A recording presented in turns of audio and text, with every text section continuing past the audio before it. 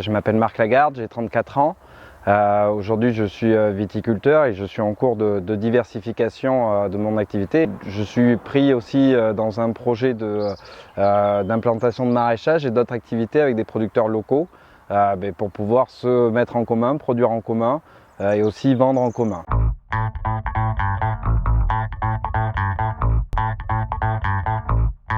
Là où je peux retrouver des difficultés, c'est sur le temps et aussi sur certains savoirs.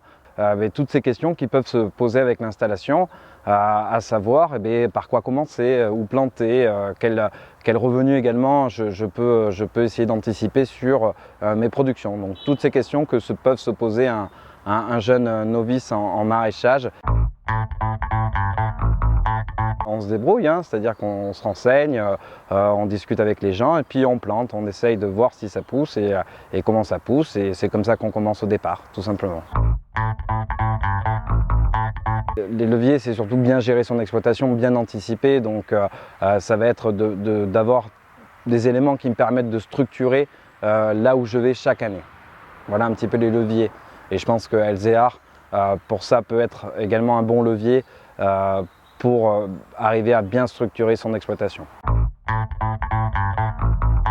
Ce que j'attends d'une application, c'est qu'elle soit simple d'utilisation, qu'elle me permette de savoir quoi planter, où planter, quand planter, que ça soit assez facile à gérer, que j'ai une vue globale aussi sur l'exploitation, une vue globale sur les différentes plantations qui vont arriver, de me préparer, qu'elle soit simple, intuitive, et qu'elle me permette de progresser, de peut-être rattraper cette phase d'apprentissage qui prend du temps. C'est vrai que j'attends pas mal de problématiques qu'elles soient résolues par LZR dans le futur.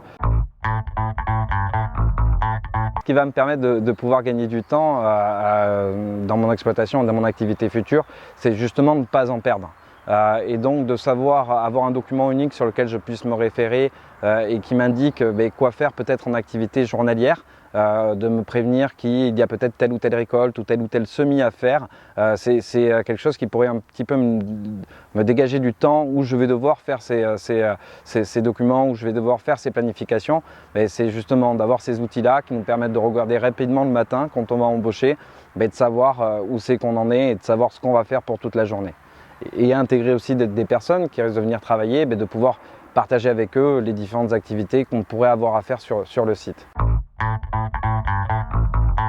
C'est peut-être d'échanger avec d'autres agriculteurs, d'échanger avec d'autres maraîchers qui ont pu essayer différentes techniques et qui vont mettre en commun des informations, et peut-être d'avoir ce partage-là et de dire moi j'ai fait comme ça ou un tel a fait comme ça, et de pouvoir peut-être reproduire ces systèmes-là sur mon exploitation.